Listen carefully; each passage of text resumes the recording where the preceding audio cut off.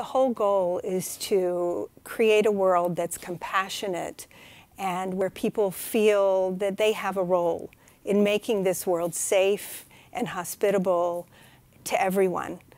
I think that that's a unique opportunity, but how do we know? How can research help us with that?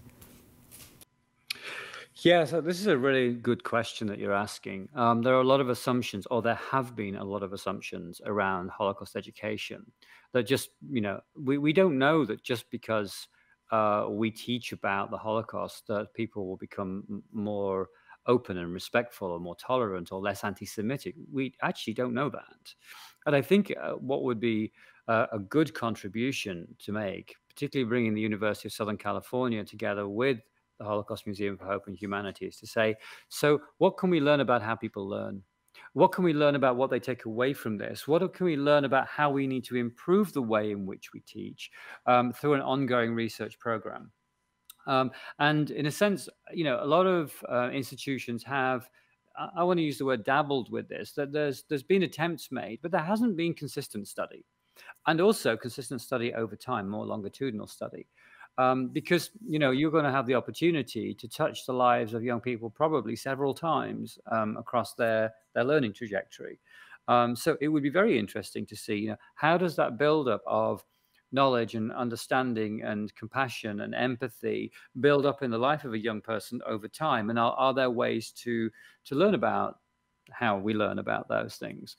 So I think that that would be something that we should be considering as we go into this.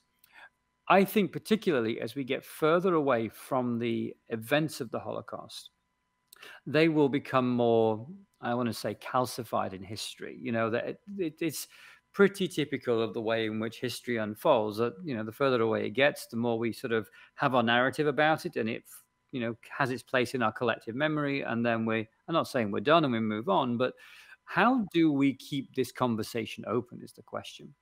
How do we keep the learning relevant without relativizing or trivializing that past?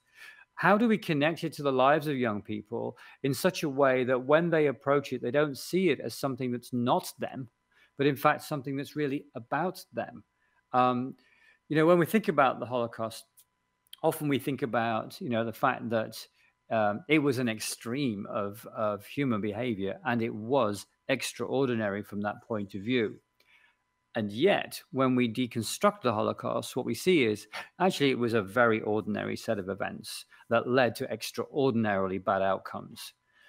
So for each of us that come into this museum, the real big warning for us all, I think, is in our ordinary lives and our ordinary society, how do we avoid that pathway? It's not about saying never again.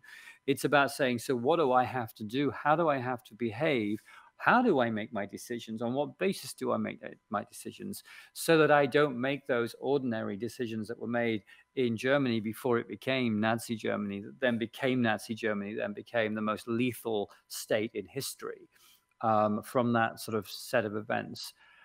That's what I would like us to see sort of coming through our evaluation, our education evaluation.